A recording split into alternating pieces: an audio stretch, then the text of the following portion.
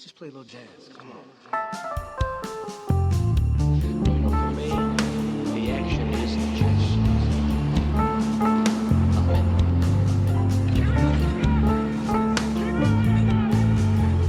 Feed for mojitos. Feed for mojitos.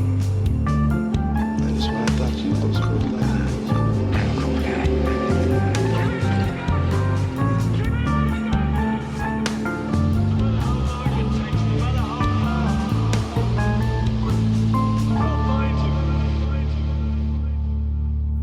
Welcome to Framework and our ongoing coverage of the films of Michael Mann, Mann-Splaining, as it were. And today brings us to, it brings us to Collateral, the Tom Cruise, Jamie Foxx thriller from the year 2004. One of Michael Mann's biggest financial successes, one of his most beloved films, I think. I think everyone kind of loves this one, right? I think it's fair to say. Yeah. I don't know that it's a lot of people's favorite movie, but it's everybody thinks it's good. You know, it's one of those. Mm-hmm. And Hilariously, it's kind of considered a dark horse, so much as a huge financial success can be a cult classic for Mann. Yeah.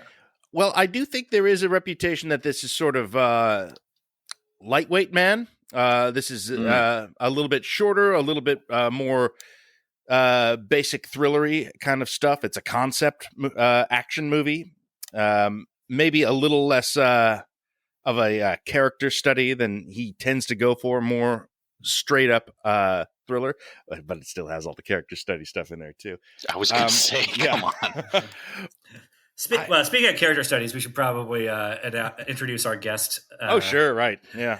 I, of course, am Al Schwartz, the other guy on Framework, and our third wheel here, as befits the taxi metaphor, is Mr. David Sarnecki.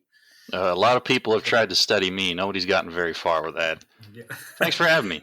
Why Collateral when we were choosing Manflix? Honestly, just because Collateral is, I don't think anybody's going to make the argument it's his best film, but it's my favorite Michael Mann film. I'm a huge... You're the one.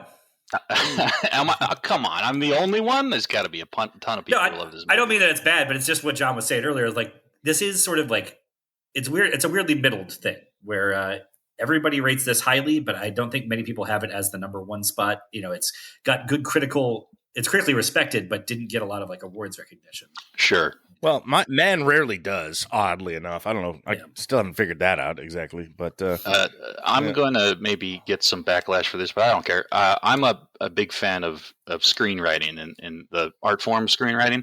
I like a really tight, taut little thriller. And for my money, especially as the filmography went on with Miami Vice and something like that, he got a little meandery for my taste with some of his stories. This is not that. This is the opposite of that. This is focused. This is lean. This is really great, and I love it a lot. Yeah, he's famous for vibes movies, I guess you'd say. You know, certainly Miami Vice or Heat, even. They movies that allow you to luxuriate in them and not worry so much about the plot. This is meticulously plotted. Yes, this is a really tight screenplay, and yeah, I mean my kind of downplaying its popularity, that was all prelude to me saying, I think this one's pretty fucking excellent. Yes. I was surprised in rewatch. I mean, I remembered it being great, but I rewatching it now, I'm just like, wow, this is well made. Wow, this is fantastic. This is very much his kind of thing, but it's also kind of operating in a different, almost I mean, I don't mean this as a pejorative, but sort of conventional thriller cinema language here. This is, this slots very comfortably next to something like Training Day. Well, obviously Training Day, but any sort of cop programmer or concept thriller. This is what a modern day Hitchcock should be. This is sort of just a regular movie Nirvana. I guess I'd say. well said. Yeah, it is kind of a glimpse of a different type of man that we haven't seen maybe since The Keep or Manhunter, where he is picking up scripts written by other people and just doing the man, like manifying them.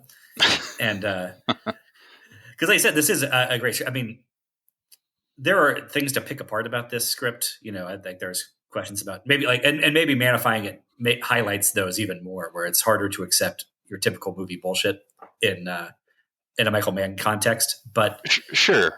Do you have any specific examples that we can? I'm sure we'll dive into them at some point, but I know maybe the entire concept for a lot of people is a bit of a stretch. Yeah, that's I the would thing. say they justify it fairly well. That's what's so good. That's what's so good and tight about it, is that it actually does a pretty good job of justifying this conceit of why would an assassin have a cabbie drive him around? Yeah, why not just get a rental car? Yes, exactly. There's no movie, right? Have Felix provide a rental, somebody with a trusted driver. I mean, one thing, I'm not a big expert on contract killing in the real world. I doubt many like top end professional killers accept an assignment to do 5 people, high profile people in one night. Very ambitious. It's some Breaking Bad shit. Yes, Yeah. that's. But the things that stretch it the most, though, I mean, because you kind of get one of those. Like the conceit of the movie, I'll accept. The fact that it's all about improvising everything, but they keep driving around all night after the cab has been got a shattered windshield and is drawing attention to itself. Like, I think it's kind of time to cut bait on that particular cab if I'm Tom Cruise. Right. But and then the one that I think gets me the most is at the not the very end, toward the end. Max turns the table on the cop once he realizes that Annie is the final target, and gets the cop to cuff himself, and just runs after her with a cell phone. And it's like the cop's got a radio on him right there. Like, you don't want to, before you run off, maybe tell him to have him radio in, use his radio to tell the cops to go to this office building since you know where it's going. Well, maybe I'm misremembering. He does I guess he tells them to call him to the scene of the taxi, not the building. Right. And he does tell them, he tells him to call somebody. I don't know. I mean, maybe there's a way where I mean, it's kind of cool how colorblind the casting is in this, that Max was a role that was, shopped around to Adam Sandler and was not. Oh man, we've got to talk about that movie. What the hell would that movie look like? Russell Crowe and Adam Sandler in these roles. Would you want to see that version? I mean, yeah, I think it would still work. Yeah, I think the script is good enough that you could replace any of them, and this would still work. You'd probably get a great performance out of both those guys. I'd be fascinated to see. I would love to see that Punch Drunk Love mode. Adam Sandler as Max. I mean, I don't necessarily think he would have been like great at it at this time. The guy who could do Uncut Gems probably could pull this off, but 2003, 2004 Sandler, I don't know that he's going to nail this to the wall like Jamie Foxx does. But I get the idea of casting him. I think it would be fascinating. I think any good actors or interesting actors, especially big stars, could probably do very well with this material. And that's exactly what happens. It's 2 wonderful performances. Yeah. I mean, this is agreeing with you, but yeah, I don't think Sandler's a confident enough dramatic actor to like go through the Michael Mann gauntlet at that point. Yeah. Maybe now, in the Uncut Gems era, sure, he could probably do that. But I mean, it's weird to think that how not big of a leap it was to Jamie Foxx at that point, because they were both TV sketch comedy actors that were sort of dipping their toes into dramatic acting for the first time around then. He had Ray this year, just a few months before this, I think. So, I think he was nominated for this and Ray in the same year for an Oscar. Yeah, that's why they had to pull some category juking and submit himself for supporting actor for Collateral. He's totally the lead. He wasn't the main character, apparently. Yeah, just so that he wouldn't split the vote against himself. But actually, this, Tom Cruise John mentioned him first in this movie as a Tom Cruise movie, and let's face it, Vincent is the star of this movie. I mean, come on. Yeah, as much as Max is the protagonist of this movie, I mean, all the best scenes are Tom Cruise scenes. This is maybe Tom Cruise's best performance in my books. I mean, it's hard to rate anything against like Maverick, because that is a cartoony performance, like especially the original one, but it is just so iconic and it so embodies him. Yeah, but as a real acting performance, quote unquote, I think this is the high watermark for me. I think that, yeah, I mean, it's certainly up there. It's as good as he's ever been, for sure. I want to say. I think that this is one of those occasions when his celebrity is a great benefit to the material. Like the fact that he is an icon, and watching these movies, I don't know if I got to say, Michael Mann handling like these iconic, great actors, legendary actors, does it better than just about anyone. You know, to be able to get the performances he gets out of people like Pacino and Will Smith and Tom Cruise in this, it's spectacular. Like these are like some of the best roles of their careers. Always, Yeah. You know, Russell Crowe, it nonstop. He's handles them better than just about anyone. But have we proven, I guess now accidentally, that that's maybe like the single most important skill for a director to have? Just looking at like the people that we have done on this podcast and the other people who are great at that, like Tarantino is fantastic with that. Nolan is good with that. Fincher is excellent in that regard. Carpenter's great with Kurt Russell, you know? Yeah. Yeah, until Chevy Chase breaks him, as he does everybody else. But yeah, but I mean, even Kurt Russell, it feels like they came up together more. Sure. Whereas, but he could use Kurt Russell better than anyone. Oh yeah, absolutely. Yeah. But that's to say, I don't know if it counts with like Scorsese and De Niro in the same way. I mean, De Niro was kind of already established beforehand, but versus just having a giant star like Brad Pitt or Tom Cruise or somebody jump on to one of your mid to late period films and have them completely adapt to your style and sing in that way. Like that's an even tougher thing.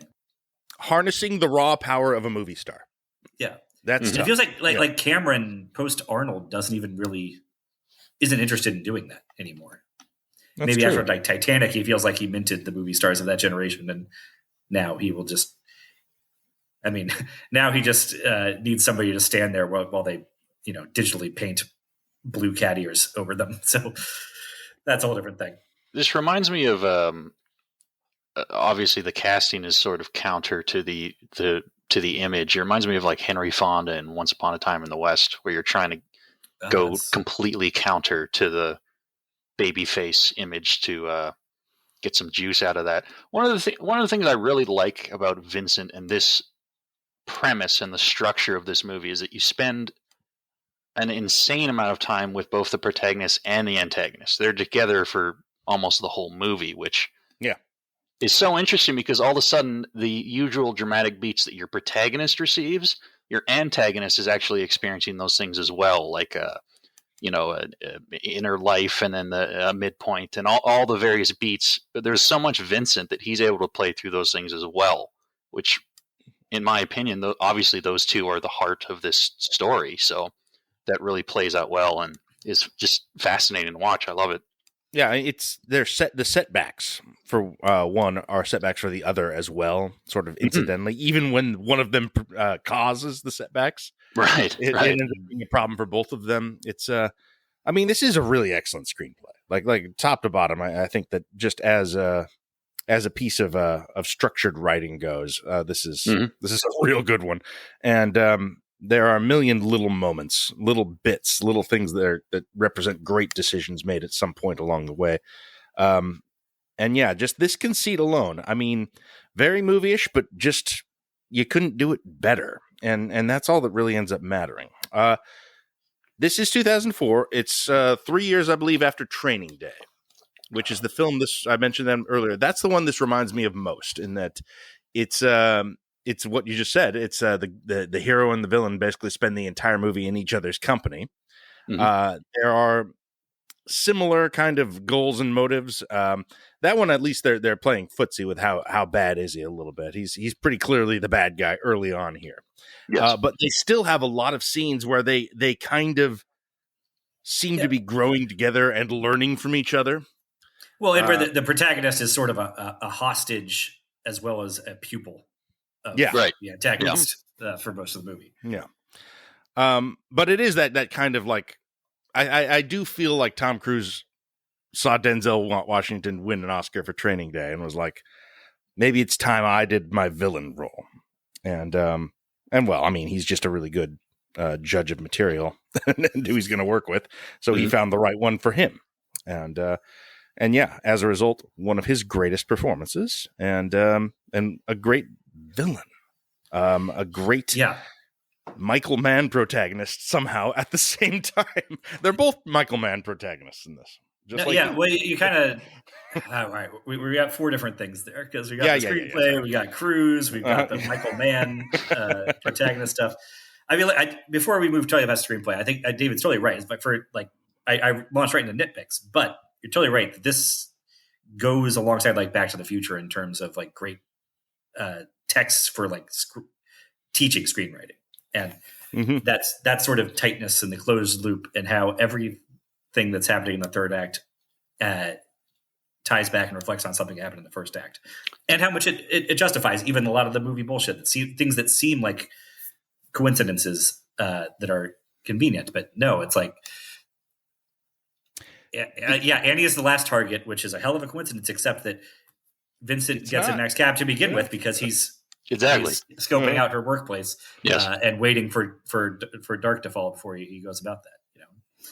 I even buy all the crazy stuff that Max does in the third act because he's been through the crucible of this film up to that point. Like, it has resulted in a change of character. Not least because he's just exhausted and been scared of his life for the last 5 hours or whatever. So he is now. I am so immensely frustrated that one of the most prevalent criticisms of this movie is that the third act is too conventional or whatever the complaint would be. The entire movie, every beat, every line of dialogue, every choice that Max makes, every decision that Vincent makes to change Max, all pushes towards that finale. Every single thing is important. So when people say that, I get a little frustrated because that's like saying the ending of Breaking Bad wasn't very good because I saw it all coming. Well, you saw it all coming because it's a good story well told, and it ended exactly where it's supposed to end. Well, yeah, but I've a little more sympathetic to that just because a large appeal of Breaking Bad throughout the first 95% of its run was how surprising it was, despite kind of knowing where it was going the whole time. And so, yeah, I understand how that lets people down a little bit at the end, but also nobody's that hard on Breaking Bad.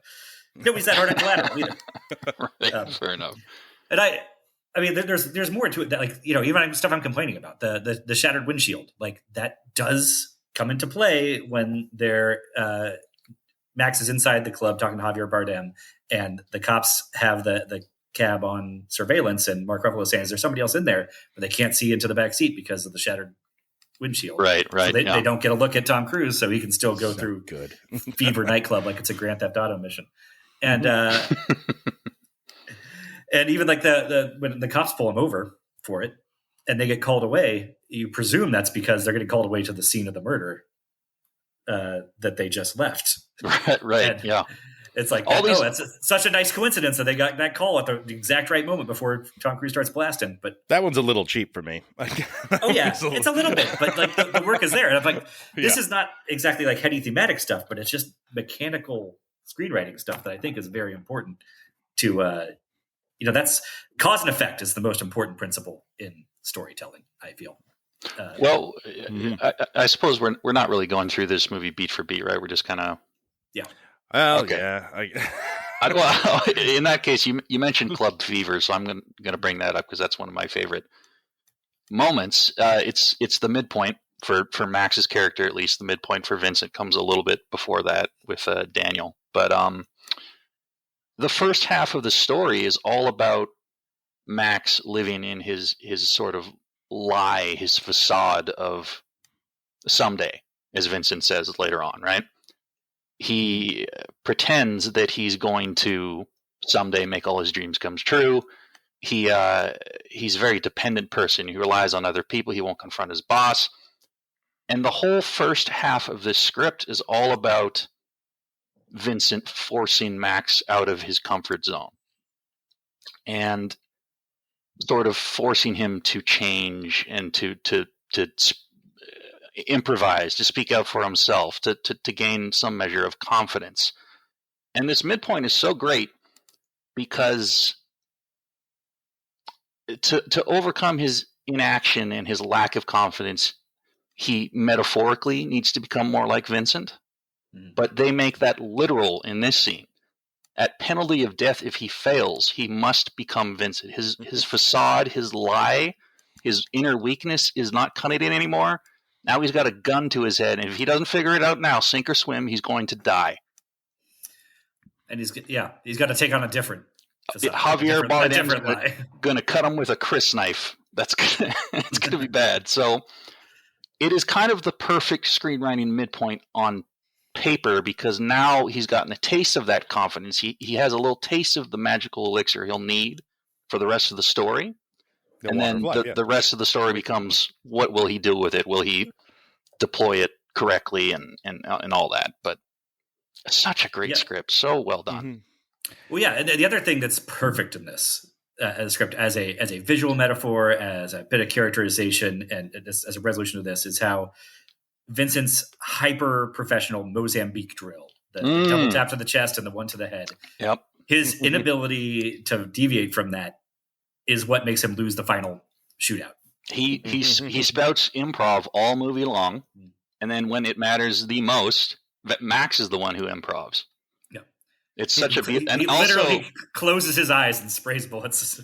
Another little callback in that climax that I didn't notice until last night that made me smile was Max says twice at the beginning of the movie, both to Vincent and to Jada Pinkett, I just got lucky with the lights. He was being modest. And the lights happen to go off in the moment that he and Vincent go off there at the end. Oh, yeah, that's neat. Oh, I love this. This is subtle little callbacks. It's like setups and payoffs can be very bad when you're like, oh, I wonder if this is going to come back. They just hit me over the head with it like a sledgehammer. The ones we just mentioned, some people might not even notice. No, I didn't notice that. The Mozambique technique in the subway doors, like Al said. Cool, yeah, I like that though. It's not without its Anne Valicious moments though. It does have in that same scene, hey, remember that story I told at the beginning about the guy dying on subway? Yeah. I mean, a little less subtle than what happened before, but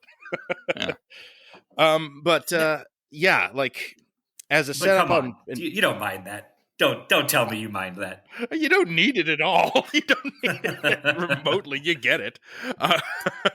Okay. So, yes, while we're on the topic of Max here, as great as Tom Cruise is as Vincent, as fun as he is with that hair and the suit, the entire look, and just how keyed in he is, Jamie Foxx is fucking great in this movie. Crushes it. The character of Max is so perfect. It's such a great movie protagonist. Let me sow some conflict here then. Go for it. I think this is an example of a phenomenon I'm fascinated of somebody who I think is actually a bit miscast in a role, but still does such a good job that the movie works anyway around them. How miscast? I mean, I wouldn't think he'd have this in him, but he did. I think he's too inherently cool to pull off the nerdy aspect. The glasses are so good, though. The perfect the wardrobe, the sweatshirt, the sweatshirt, very similar to what I'm wearing right now, is like perfect for this type of character. But I am not a Jamie Foxx type. You're saying he's too charming, he's too effortlessly charismatic, that sort of thing. Yeah, too good looking. Too good looking. I mean, he has to be good looking enough that Jada Pinkett will throw her number at him. He's a cabbie, and he's a cabbie. She gives him his number, and you believe it. Just a small side note. I don't mean this as a backhanded compliment. It'll sound like it. This is the best 10 minutes of Jada Pinkett's career, in my opinion. She's no question. No question. They are so good in that first 5 or 10 minutes. Incredible chemistry. Great writing. You get those characters right away. You like them both right away.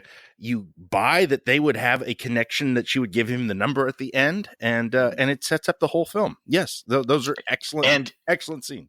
And it's vital, because in a lesser movie, if it doesn't work, all of a sudden your third act doesn't really work because you don't care about this connection between these two characters. So important that they nailed that and they crushed it. Love it. Yeah, no, it's very important. Like, it's only backhanded because it is on paper, in structural terms, such a just sort of damsel in distress role. There's not a lot there. Mann and Pinkett bring a ton more to it. And that's so vital. Like you said, overperforming in that role is really important to this movie's success. Yeah. Yeah. And both of them are so good there because these are not actors that I usually think of as having a lot of vulnerability. And they're both incredibly vulnerable in that scene. They're both incredibly open and human in that scene. And they usually don't play characters like that. They usually play, broad. They usually play very large people. Jamie Foxx especially. I mean, I think I said in our Ali episode that it's the best, that his work in Ali is the best work of his career. What a foolish thing to say when I knew Collateral was right after. What I just forgot how good he was. You can see why he was cast. But it's the nature of this role, right? That it's easy to forget and overlook, right? Because it is so deliberately mousy for 3/4 of the movie, and even when he comes into his own towards the end, he's not saying hardly anything. See, that's why I think it needs to be somebody like Fox, though. Like, I wouldn't buy Adam Sandler in the last third of this movie. How do you mean? Yeah.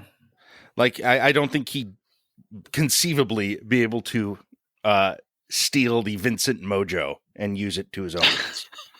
I don't think he could all of a sudden turn into a Michael Mann action movie protagonist. Right. It is a complete arc for Jamie Foxx in this to do that. Yeah. Yeah, I just look. My other thing is, I look at him and again, it's a great wardrobe, well chosen, but it's just a thing I can spot. Like, okay, this is somebody with an incredible movie star physique that they are deliberately draping in baggy shirts to hide it.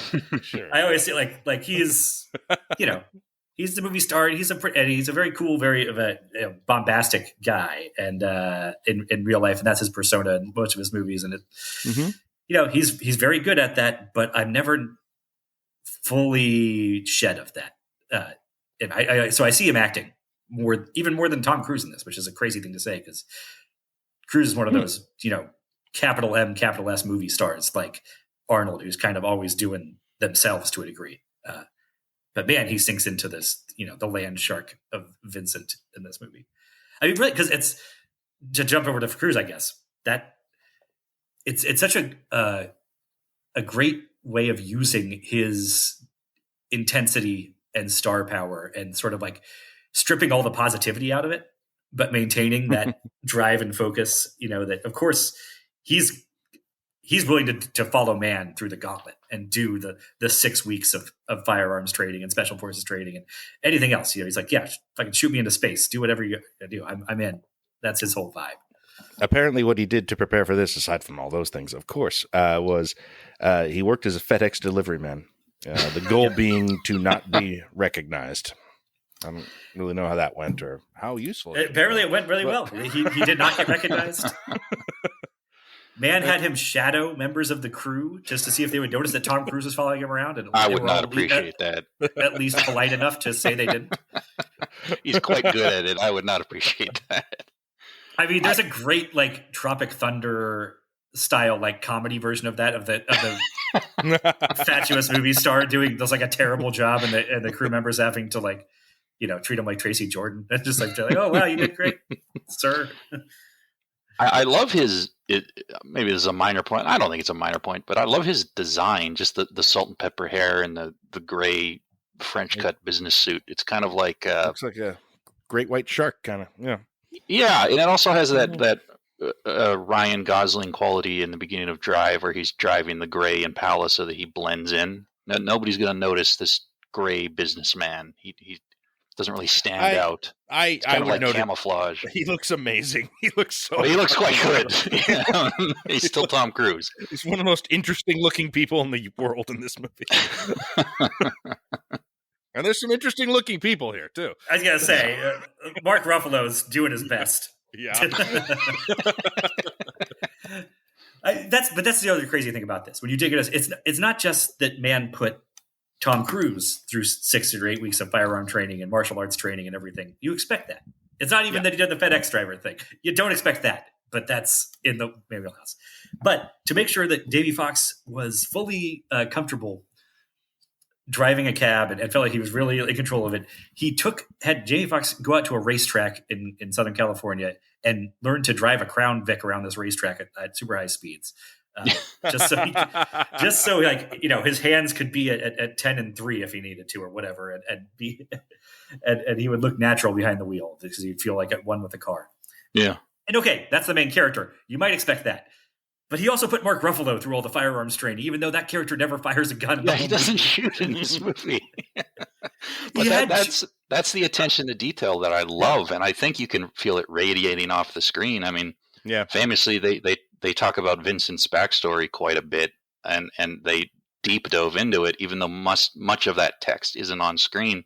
One of the examples is that really caught me off guard is in the making of. They talk about Vincent's mother died in childbirth, and it's implied.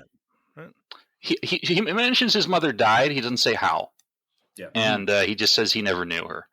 And the first time I saw the movie, I thought the scene of visiting the hospital and she carried you in her womb for 9 months. That was just a funny quirk, and it is quite funny. But you realize, having known that, all the subtle, interesting, implied text there that isn't ever directly addressed, but you realize that, well, Vincent was hated and abused by his father, probably because he blamed him for killing his mother.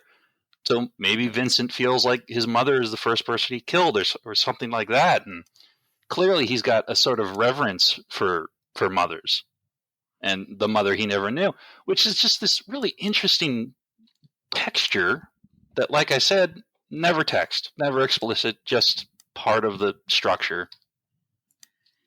Yeah, I mean, it really fascinating. Well, it makes all the interactions with Max's mother there more interesting, and it explains he sort of lets his guard down for half a second that allows Max to bolt from the room. Yeah, it's also interesting to think about that whole thing, like that again in the Adam Sandler version of that, where it's Cloris Leachman is the mother, and it's this Jewish, henpecking stereotype more. But Fox and Irma, whoever the actress, they just kind of make that work, even though on the page it doesn't seem like it's changed that much. It's still interesting. Yeah. Speaking of characters' parents, I wasn't even done with Michael Mann's crazy stuff. The craziest bit was the stuff he made Jada Pinkett do.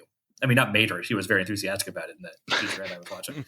But did he make her try a case or something? Well, he had her follow a female district attorney around for a week and see how she carries herself and does her makeup and all this little stuff that plays into that. And then he also had her go around for a day with just an older couple that he had decided was like, this is what Annie's parents were like. So go have a couple of dinners with these people. And I mean, on the one hand, it's like, yeah, that's probably great. Let's do that with every movie and every character in every movie if you have the time and the ability. You can't say it didn't work here, but also it feels a bit insane. Well, actors love that, right? They love the craft and digging in and having something to work with. I mean, I think there is value in that. I mean, there is. You get something out of that, and I mean, you can't say these performances aren't intense or soulful. It's like some of the best work of everyone's career in this. Yeah, and yeah, I mean, you can't argue with the results. Yeah, that's cool. I think I like that, and I especially like it if it's coming from Mann and not not the actor coming up with. I think these are my parents. I'm going to hang out with them. I respect it more if it's sort of a decision he makes that he will somehow thinks that will inform them as to what he's thinking. That feels collaborative in a cool way beyond just sort of method. Jerking yourself off. But it's right on the edge of method. Yeah. Sure. Method. Well, even method, I can defend a little bit. It's just kind of it's easy to mock, but there's thinking behind it, and there's people who successfully use it. Well, that's what this type of stuff is. It's got one foot in that world. Absolutely, but it's 1 foot away from being completely silly and ridiculous. Like, I don't know if either you guys remember the Party Down episode where Jimmy Simpson plays like a Marilyn Manson figure who wants to take off switch his makeup with Martin Starr and pretend to be one of the normal people for the night, and how he's like He's like, I was like, oh yeah, you guys got to save money on the alcohol. That's fucking adorable. Like, he's just freaking. They can see Tom Cruise like having that attitude to a degree, because I mean, Tom Cruise is an alien, Right? like, And we I know think that. So that's what's so great about Vincent, though. He's kind of an alien. exactly, it plays into that, to the Cruiseness of it in a way. One of those great ways to, like, he's very interested in everyone he talks to in this film. Like he actually quite curious. Seems kind of lonely. It won't affect his work ethic, but he wants to know what people are feeling and what they're doing. How, he's very interested in the Miles Davis story. He's very interested in Max's progress and how Max handles his boss or his life. And even though he knows he's going to kill him at the end of the night, he's just curious. Isn't that he's fascinating? encouraging him to call Jada Pinkett, even though he knows he's going to kill both of them. Exactly. But he wants Max to have made that decision. One of my favorite little screenwriting things that lets you know that you're dealing with somebody who knows what they're doing is that characters are riddled with contradiction and hypocrisy, which you might view as a mistake, but as you just said, it's just it makes them textured and interesting. And Max done is well. Right. Max is uber clean and very order and cleanliness, and that would seem to imply that he's got his life together, but in reality he's kind of crippled by his inability to take risks. And the same with Vincent. He's ultra nihilistic, extremely completely detached. He keeps saying again and again, this is what I do for a living. Or the chilling scene with Daniel when he's talking to Daniel and Max says, why don't we just, you like him, he's cool, you're empathizing with each other, let's just leave it alone. And he doesn't even turn to Max. He says, I'm working, which is just like, and the part where Max says, let's improvise, let's play jazz, baby. And, that's funny coming from you. Yeah. But he says that without taking his eyes off of Barry Shabaka Henley at all. Like, they're just staring each other down. Yeah. But never moves his eyes. And that's, great Cruise work. That's such a good scene. It might be the best scene in the movie. My God. I don't know. Okay. There's a lot of best scene. There are a lot. Mm-hmm. There are. The Fever nightclub is incredible. Yeah. Why don't we all name ours? Al Fever is fucking amazing. It's so good. Yeah. It's that. I don't know if I can choose between that and the jazz club, but somebody else will take the jazz club. So sure, I'll take the Fever. John, what's yours? I was going to go Jazz Club. I think I think it's my favorite, but I don't know. I could just as easily see that Jada Pinkett Smith scene in the beginning. Like, it can't be one without Vincent. That's the problem. That's why it can't be the Bardem one, even though that one's great.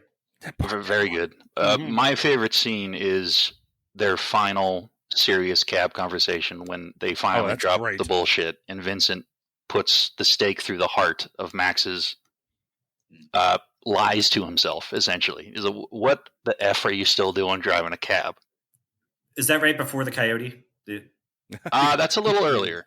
The audio slave coyote bit. Oh God! The coyote bit's so great. Do you guys like that? I love that. I can't explain it, but I do like it. Yes. It's a little on the nose. A little on the nose. It's very on the nose, but it's so good.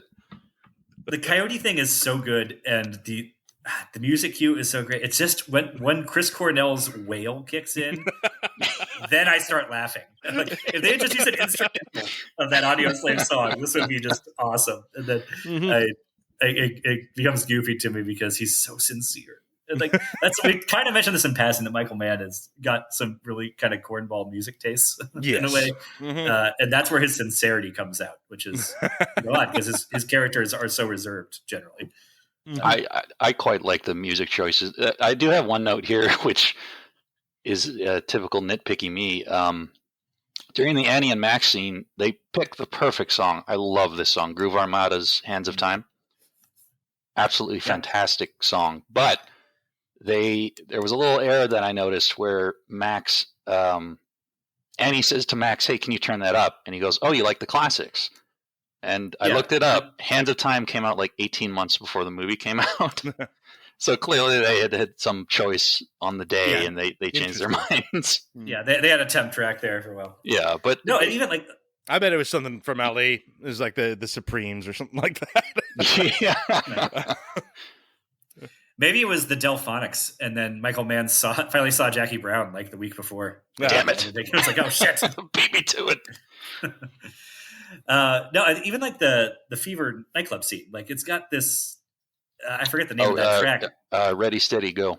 Right, yeah, it's something kind of generic, and that's like kind of a. I think it was in like commercials and stuff. It's not like a hip like deep cut track or anything, but goddamn, does it make that whole scene just pulse? Oh, it's a banger. It was in the Bourne Identity for the chase scene, the car chasing. That's where probably most people know it from. That's okay. That's maybe what I. What is it about nightclubs, specifically cinematically, where you just want to see a fight? You just want to see Batman kick somebody's ass. You want to see the throbbing music, or so. Fever is your favorite scene in film. Is that because it's such a culmination, or is it the action, or what is the element? You're getting the different plot lines converging. It's Tom Cruise putting all that training to work. It's just fucking cool. Oh my God. When he first attacks that first bouncer or whatever it is, and you're expecting a typical movie like bang, bang, and he's down, he eviscerates this poor man. He takes him down to the ground and he stomps on his soul like Bruce Lee style. And every time I see it, I go, oh my God. It's out of frame and it makes you flinch. Oh, and then the next guy gets even worse. He gets his knee like hyperextended. Oh, Vincent is not messing around. He is straight to brutal, full tilt aggression. Yeah, and I mean, between the music, the cutting, it's very proto John Wick. It feels like an influential scene in a lot of ways. Feels like we're going to see versions of this nightclub shootout for a while afterwards. You know, Miami Vice kind of almost opens with a redoing of it. Like, I don't think that one becomes a full shootout inside, but whatever. I mean, just and the shot of him rolling on the ground and rolling back over and popping the guy to grab the gun. Like, it's so cool how quick he snaps right back into. There's that interesting beat where they catch him for a moment and he's he looks like he's not quite sure what to do. He's a little lost, and then he snaps back into it and he gets the switchblade and he goes right back into killer mode. Just total efficiency. It's so fun to watch. Yeah, the sort of the mode he goes into, like he just got the Mario star or whatever. He becomes a different person for that sequence is really cool, and it's really chilling, and you kind of knew he always had that in him. He's been very efficient up to this point, but then he just becomes a wrecking machine, and it's fantastic.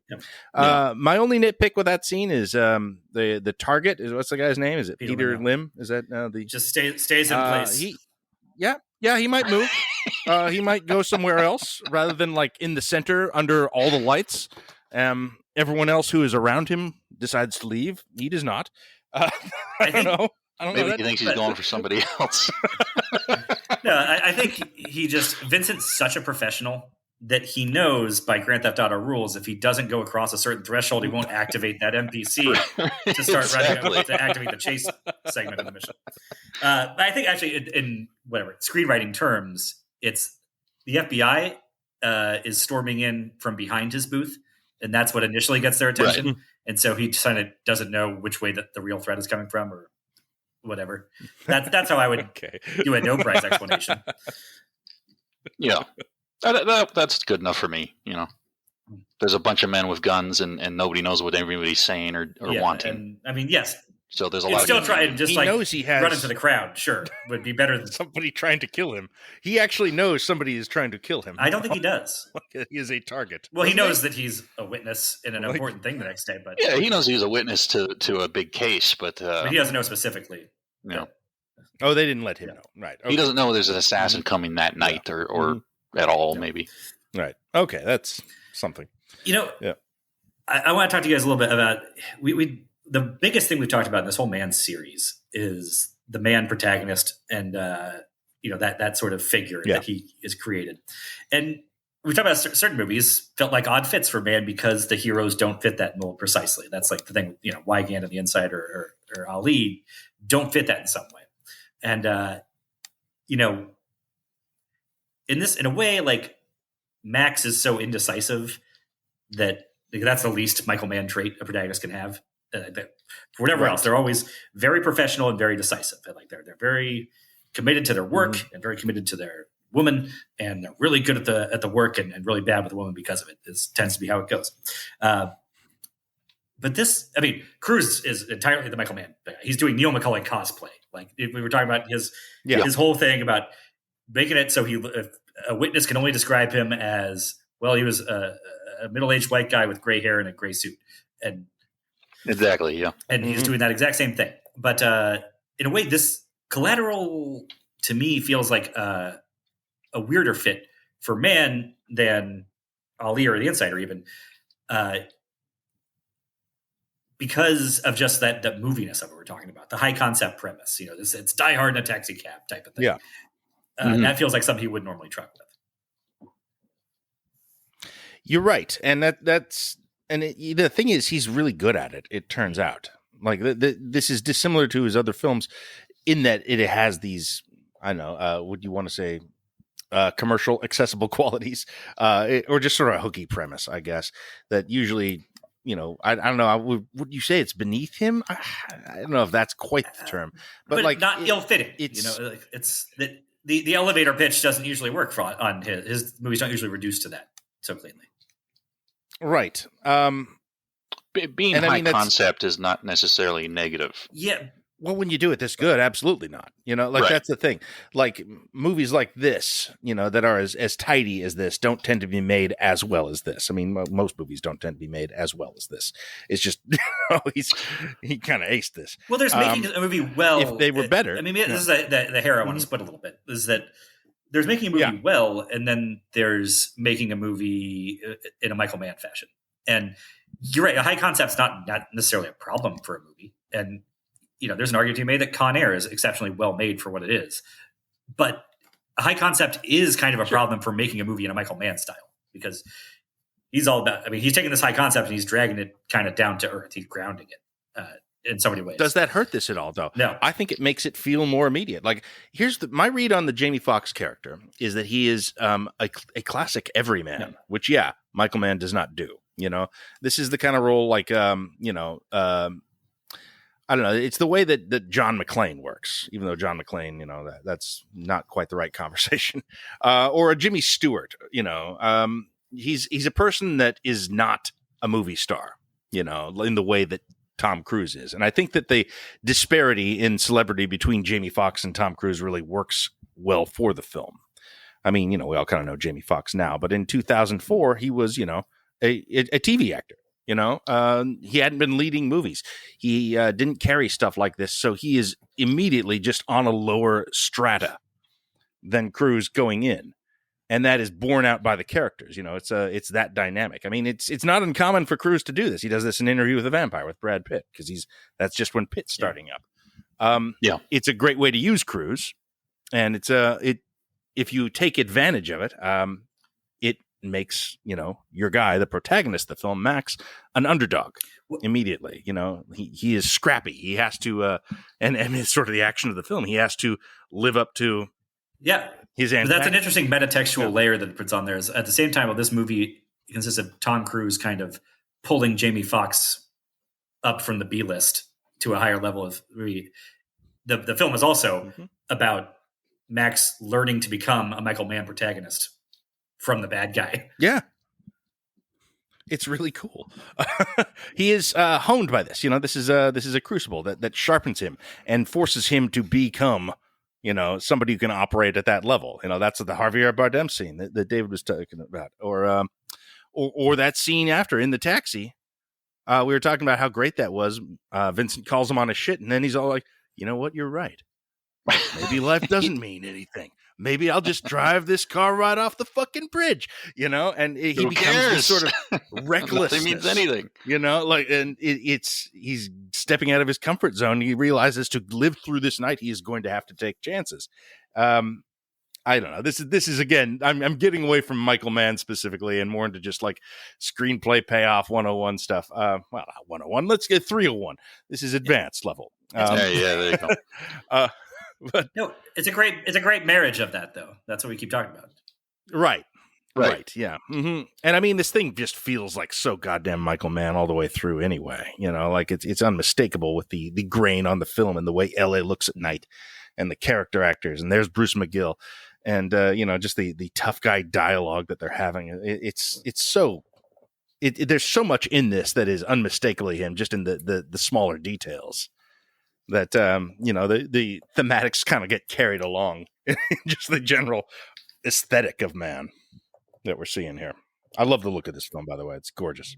I really love the concept that Vincent as the antagonist is sort of he's sort of built as a force to be the literal incarnation of everything that Max lacks. And sort of in that way, what would be the scariest thing to happen to Max? Everything that Vincent is the scariest, because he confronts him, he pushes him out of his comfort zone, which I really love that. I love when an antagonist is not, like you said, this movie exists every 2 weeks in theaters or on straight to DVD. It's boring, it's uninteresting, it's trite, it's simple. This is the ultra premium, rare, well executed version of this concept in every way. Yeah, see, Michael Mann cannot condescend to this material. He has to raise it up, Right. He can't just do a regular movie. It has to be a great one. I don't know. I say that we'll get to Black Hat and such eventually, but at this point, we're kind of still just making excellent films. If Black Hat's bad, which I'm not 100% sure it is yet, but it's not bad because he's phoning it in the way that Carpenter phoned in The Ward to Brave West. Oh no, David didn't do that one with us, but he was on our Carpenter series, and we all know Carpenter can phone one in. Mann cannot. Sure. Even The Keep, as broken as that movie is not phoned in. It's certainly not a phoned in film. And this is like you're talking about. I think if you're a screenwriter, you got a script on the blacklist or whatever that you're shopping around, and especially a script like this, which is sort of so theatrical. That's one of the great things about this, that it could get shopped around to 100 different people in 100 different ways. And it could be Adam Sandler and Cloris Leachman and Russell Crowe in one, or who knows? Did they offer it to Steve Martin at one point, or to? It was going to be 50 Cent wanted to make it his acting debut. Who knows? Like it could fit so many different shapes and be very different. Like this version of this has to be like the highest hope you could have for what somebody's going to do with your script when it does get made. Is Michael Mann. Yes, that's a good way of describing it. This is a perfect execution of a Blacklist script. I don't think this was Blacklist. I think this was. I mean, this apparently was a project they tried for a lot of different people. Yeah. This came to Mann late. And I think like the Crow Sandler version is probably a dark comedy. It's probably a very different film. I mean, that's before it goes through the Mann ringer. You're talking about that scene where Fox turns it on him and is driving, starts speeding around the cab and crashing it. Like Sandler is probably like laughing during that scene maniacally, and and there is something a little more Happy Madison about it. And it probably is funny. I mean, I think there's a different way to do this film and it's still successful because the script's that good. Like there's ways that you could do it. I wouldn't trade what we got here. This feels like the perfect version of this, but I think other ones would work. It's that good as a piece of writing. Here's an interesting one. Stuart Beattie, writer of the script here. As apparently his dream for it was De Niro. Mm. And you would think, I heard that. You would think De Niro as Vincent makes a lot of sense, right? No, he wanted him to play Max. As a taxi driver. Yeah, as a taxi driver thing. 55-year-old Robert De Niro. He wanted De Niro, and is it true he wanted Pacino as Vincent? I don't know about that. I saw that. I don't know if that was true. I read that, didn't know if I believed it. I mean, one, he's already played him. Yeah, I didn't either, so that's why I didn't want to bring it up. He's already played a Vincent for Michael Mann a couple years earlier. Right. He opposite Robert De Niro. Vincent. That's like who can play Vincent next to Robert De Niro's Max, by the way? Well, a lot of people. I mean, I think Russell Crowe would have been great in that role. Well, I think he would have been. But it is kind of perfect, like you said. There's reasons why having it be Tom Cruise and a lesser rising star fits kind of especially well. And Cruise is great. I mean, I said allowing him to keep all of his intensity and draining all the positivity out of it is just a really interesting thing. He makes him a really interesting villain. I kind of wish we had seen more of this from him. More Cruise villains, absolutely. Yeah. Please, like you guys said, he's very charismatic, but he's also got that kind of. I'm Tom Cruise. I'm talking about, not Vincent. You can see sort of a cold, calculated fakeness to it sometimes, which is perfect for Vincent. Yeah. They just weaponize that. He's very charismatic, but he's not your friend. Exactly, because he's an alien. Exactly. I like that his sociopath stuff, like all the kind of bullshit that comes out of his mouth about how nothing matters, and it's all kind of like about. Yeah, I don't know any Rwandans. What he's talking about? You don't know the guy in the trunk. Yeah, what a great response to that. It's all very shallow, though. It's very high school kind of. Yes, he's dehumanizing. He's detaching as constantly as he can, and it's like if I was there, I'd be killed immediately because I'd roll my eyes and go, "Come on, man, are you serious with this Nietzsche crap or whatever, the nihilistic?" I want to know what Vincent thought of Fight Club. Like what was the message he took from that? Yeah, that Tyler Durden guy is all right. Yeah, I mean, there's some great there's so many great things about this, and like I said, one of the things is that that theatrical element, that we get so much time with these two characters just bouncing off each other. Like, it's not fully True West, but you could see slotting a lot of different people into those roles and having them bring interesting new dynamics to it. But that's what he brings. Like this, there's this very talky script. And what Mann seems to take from that is like, okay, great. That stuff, the plot stuff, that's all like there. It's within my wheelhouse enough for me to work with. But what I really want to do now is make a movie about what LA is like at night. And that's the other thing that's incredible about this is the movie was the script was set in New York, which I feel like would work even less than LA. Like, it's one of the nitpicks about this is that LA streets are very deserted, like in a way they never would be, no matter what time of night it is. But even more so in New York, like having that whole final thing on the subway in Manhattan would not work. I don't think people would notice. Yeah, I don't know. I mean, I assume we're talking. It's like 4 a.m. at that point. Do you ever have fully? I mean, I buy that the LA Metro train is fully abandoned cars at some point. Right. No, it's full of homeless people. No. At 4 a.m. That's what the especially in LA, same. I'm sure now. Maybe a little less so in 2004, but the thing is, like, Mann was really interested in just capturing this. That's using the digital photography for the first time. Because he said it was the only way to capture this particular like magenta haze that covers LA at night when the sodium halogen lights reflect off the magnetosphere. Thing. So like, good. I wish I'd written down the exact quote from this thing I watched of him, but it's. This movie is so good at capturing that 4 a.m. glow of the artificial light, and it's. I remember when I saw this in theaters way back. What was 2004? It was a long time ago. We're getting old.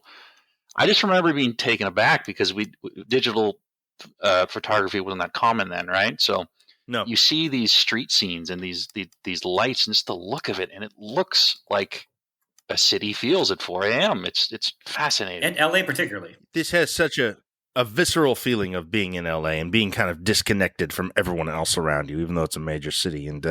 And these sort of, like I said, conspicuously empty streets and alleyways and things like that. They still feel, it feels like 4 a.m. It feels like you're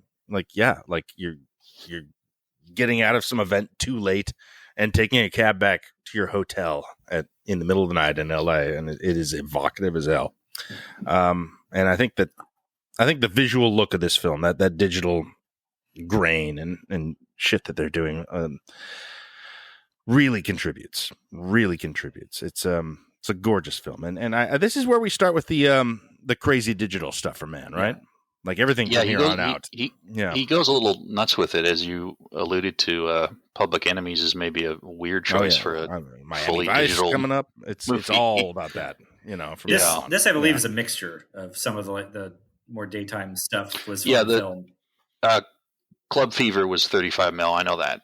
But what he wanted was to be able to get, I guess, the the haze and the buildings and whatnot far in the background at the cab window, sort of still in focus. It works. And it works. Yeah. I mean, this is It's beautiful. This is a real challenge, I think.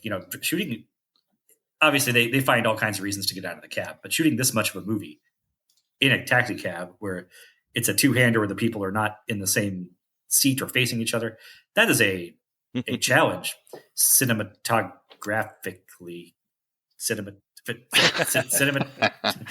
Whatever cinematographers have to look at that and be like, all right, this is going to be kind of difficult to keep this interesting, right? I was amazed by the behind the scenes. They had 17 versions of the cab for shooting. I mean, various rigs. Okay. There was one where they took out the engine block and they just had the entire crew sitting in the car so they could get that head-on shot of both of them in the car in frame. Unbelievable amount of work went into figuring this out. They had Velcro all over the interior of the car so they could Velcro these LED lights as key lights wherever they needed them to be. Really fascinating. Yeah, that's cool stuff. And again, it all works because, like I said, it didn't feel like any movie had captured LA at night specifically. That sounds very specific, but also so many movies are shot and set in LA that it is kind of weird. Right. Yeah. It takes so long for it. And there's so much stuff in this movie's DNA. It's got a little bit of that Die Hard in it, a little bit of Training Day. I feel like it also has some of that Waiting for Godot, theatrical element to it. That this is sort of Waiting for Carlos the Jackal, and there's also some After Hours, One Crazy Night type of movie in there. Oh, totally, totally. And it was a bit of police procedural too, which we haven't. It's been an hour. We got to wrap up, but we haven't talked about Ruffalo at all. Yeah, let's give him some time. It's a very interesting character, and it's a really striking performance and look. And then he is just summarily ejected from the narrative with the third act about to get going, and that's one of the great shocking. Yeah, you're gone. It's one of the best Scatmans ever. It's up there with Deep Blue Sea. What? Yeah, this is it's The Shining, Collateral, and Deep Blue Sea. I think are the spoilers, but the best version of all of this. Well, the greatness of that moment goes back to character. Is that Max is so dependent for the entire movie on trying to get others to solve his problems for him. He ends up getting a couple people killed because of it. Fanning is the first one that's tragic. Before that was the two tweakers in the alley, and we have to talk about that scene briefly because that's the coolest thing I've ever seen in my life when he takes out those two tweakers in about half a second. Oh, yeah. Yeah, fuck them, though. I mean, that's okay. We're still on Vincent's side a little bit at that point. That's early. That's early in the script, so his Max's flaws can't punish him too bad. So they're tweakers that are pieces of shit. We don't care. Later, it actually matters and it hurts. Yeah. So there's an escalation. That is true. The thing about Fanning, of course, is his purpose seems to be he's going to be crucial to resolving this, and that Max is so demonstrably a normal person in the orbit of this sort of evil god, that is Vincent. That it seems impossible that he will solve this himself. That he will be able to. It wouldn't be realistic. The movie does find a way to make that happen, and that's kind of what's one of the most amazing things about it. But for that to happen, Ruffalo has to go down, and it's striking when it happens. He looks cool as fuck in this too. That slick back hair and slick back hair. Yeah, it's a good look, man. Everyone looks good in this. Everyone looks real good. Well, it's his undercover look, right? Because his whole thing is he was going to meet the first guy that went out the window to do undercover shit. But This was several years before Zodiac, so I doubt I even knew Ruffalo as his own person yet. I think it was not until Zodiac about 4 years later when I went, oh, who's this guy? I really got to look him up. I believe I'm starting to take notice of Mark Ruffalo when he was in this film. I was like, hey, look, that's Mark Ruffalo. Well, he's in stuff now. It is interesting that this movie has some of the hugest stars of the next 20 years just hanging out. Jason Statham, Javier Bardem. They're all here. Yeah. Do you guys also forget every single time you watch this movie that Jason Statham's in the movie? Every time I turn it on, I go, holy shit, it's baby Statham. This is a nitpick of mine. I don't like that cameo. One, Well, are you talking about the transporter? yeah, thing? I mean that's part of it. I've never seen a transporter movie, but my impression is that Yeah. world is immensely more cartoonish than this one, and it doesn't make any sense for him to be actually be the guy. I think that's just the internet before actual shared universes were a thing. Just got excited about the possibility of that type of stuff. Some fan must have asked Stuart Beatty, "Hey, is that the same guy?" And he's like, "Sure, why not?" And they went crazy with it. Stuart Beatty didn't write the transporter movies. He doesn't have the power to canonize that. Well, actually, Louis Leterrier is the guy who's really pushing it, and he's the director of Transporter 1 and 2. Oh, I bet he is. I want to rub elbows with Collateral. He also, I can buy exactly. that. Yeah. It's like, talk about me in that light. Not only did Stuart Beatty not write the Transporter, he also probably didn't cast the movie. Like it's not. Exactly. No, the only thing that really bothers me about it is that I so want that to just be Jon Voight's character from Heat. That's a better crossover character for that, for sure. Yeah. Yeah. Because those could be in the same world, for sure. Absolutely. Yeah. But then we're dealing with a Mann cinematic universe. Yeah, which is a thing. I you know what? Maybe we'll save it for the rankings episode. We're almost wrapped up here, but I have a pitch for a Mann cinematic universe, sort of like Prestige show, a la the Stephen King one. Or the Fargo, or like you could do a Michael Mann Fargo, no question. Yeah. Okay, I'm interested in this. I'm curious. I don't know if now's the time though. Right? Let's do final thoughts on Collateral. No. Mm-hmm. I was shocked at how good this was, and I remember it being pretty good. I was so impressed by this. I had so much fun watching it. I love this film. It's I would have imagined this would probably be, what with all the enormous bangers in this career, this would probably be middle of the pack, somewhere like that. I don't know, it's kind of higher. I kind of love this. I think it's an excellent film and one of his best. Maybe not his best, but like, yeah, man. I got to watch Collateral more. I think this is a good ass movie. He has several excellent movies. So like, even if this does fall in the middle for me, it's still it's probably like there's the gulf comes after Collateral between that and the next one. Yeah, it's no slight. Mm-hmm. Yeah, it's wonderful film. Yeah, it's just the greatest execution of very high concept script that could be a disaster. Like I crossed my mind here, like, what's the version of this look like where it's not Michael Mann making it and like they take all the studio notes, and so like they try phone booth with Colin Farrell. Yeah, it is more like that. But I mean, just mean specifically like they probably, I'm sure somebody suggested, can we make this like Tom Cruise more of a sympathetic person who's like maybe like on a mission of revenge a little bit, and they team up, and he still dies at the end because he's a bad guy, but they respect each other. Like, but then like that movie becomes almost like Sicario. You're right. If he's just Max just along for the ride while this guy's taking out the cartel trash, and but anyway. Oh, I would argue Stuber is the Stuber. dumb version. They made the film. Taxi with Queen Latifah. Yeah.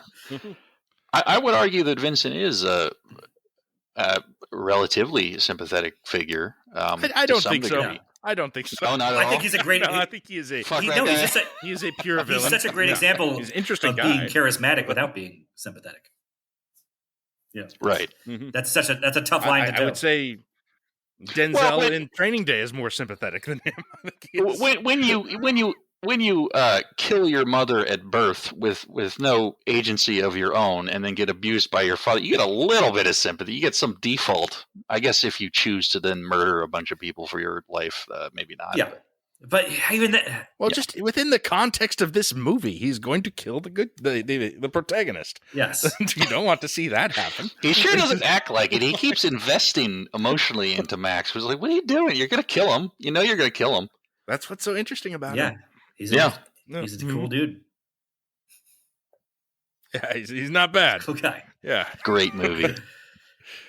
It is a great movie. It's a lot of fun, and this is also the kind of thing that it is such a regular action movie in many ways that I feel like I could just rewatch this over and over again, and I'm kind of surprised I haven't seen this more. I was surprised that I forgot how great this was, even as I remember it being a very, very strong film. So yeah, I mean, I think that like of all the Michael Mann films that we've been watching this year, I think this is the one I'm probably going to watch again the soonest. Now that we've recorded the episode, I could see myself picking this back up in a 2 or 3 months and just being like, let's check out Collateral again. That was so fucking good.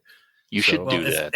I maybe I will, sir. You can do that because even among Michael Mann ones, but especially among just 2024 movies, it is an hour and 59 minutes. You are out in 2 hours, and that is a rare treat.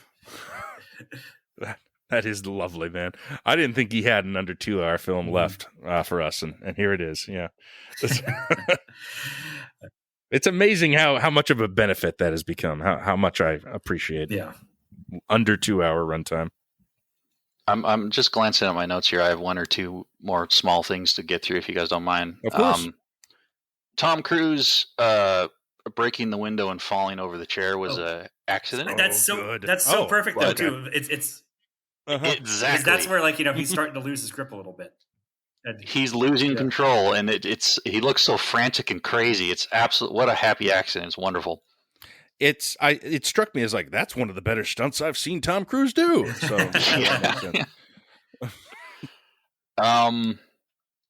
the last thing I wanted to touch on that I haven't mentioned yet is the audio of the gunfire in Michael Mann films. Oh, well, you guys we've been on this, yeah. Yeah, you've already seen Heat.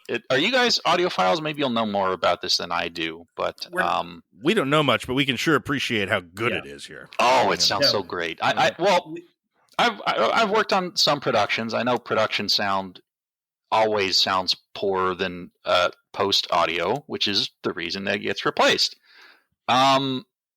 Usually because you're on set, you're using quarter charge blanks, right? You're not actually. They're loud, but it's not quite the same thing. And recording high quality gunfire requires some specialized knowledge and a range of equipment. And I wonder how he does it, because there would be these huge transient peaks on set caused by real gunfire, which would damage mics, depending on where you place them or how you're using them. So I'm trying to picture. Wait, I'm sorry. What did he do exactly here?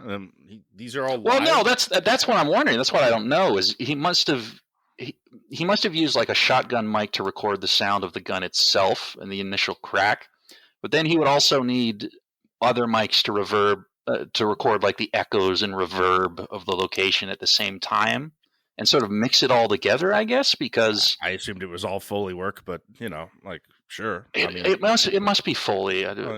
I'd be fascinated to know, maybe Nuge or somebody knows more about this and can tell us more about it. But man, does it sound good. That just deafening, booming, reverberating sound that actual gunfire sounds like when you hear it in real life. You can feel the pulse going up your arm. You feel it in the bone. It's incredible. You become so numb. I wonder why more people don't do it like him. It's like the way a punch sounds in an Indiana Jones movie. That's how guns sound in Michael Mann movies. It is. It's a serious. I mean, look, we're not knowledgeable enough to talk about the actual type of mics that they're using in any detail, but we're big on saying sound is the key ingredient that elevates and sure, and that's why looking forward, the keep is going to be at the bottom of Michael Mann rankings because the sound mix is busted and it just can't. He can never get off the ground because of that. But you're right. What he's got the ability to do is you become so inured to gunfire in movies. It's just nothing. It means nothing. Except he has a way of making it as sharp and traumatic as it is in real life. When a gun goes off near you, it is, even if you're familiar with guns, it is shocking every time. Yeah, it rattles your ears and teeth. Yeah. Man, that Club Fever shootout is the audio of it adds so much to it because it's like, oh God, good Lord. Yeah. Every gunshot, the tweakers in the next to the parking garage, that's a shock just because it's so loud. Yeah. I mean, you figure he's gonna kill them, but then it happens just like whoa. It's great.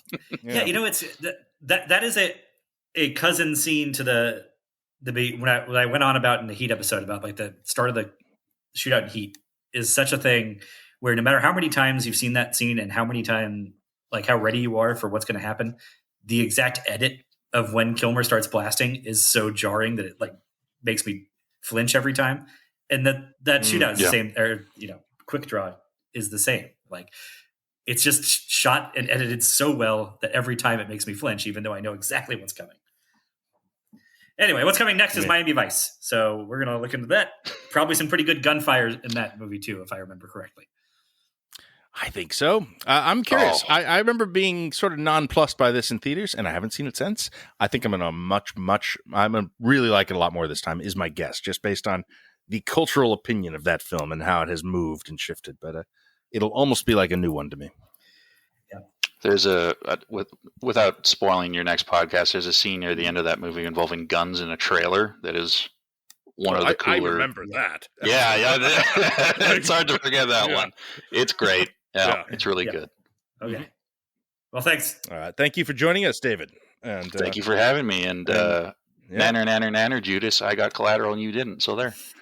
Yeah, good. Put that in there. All right. Yeah, great. why Love not? it. Wonderful. And that's it. Rate and review on the podcast app of your choice. It helps the profile of the show. Yeah, you know that. All right. Thanks for listening to us on Framework and Mann-Splaining. Talk to you next time. Good day. You went suddenly Australian again? What? I went suddenly Australian. Twist ending.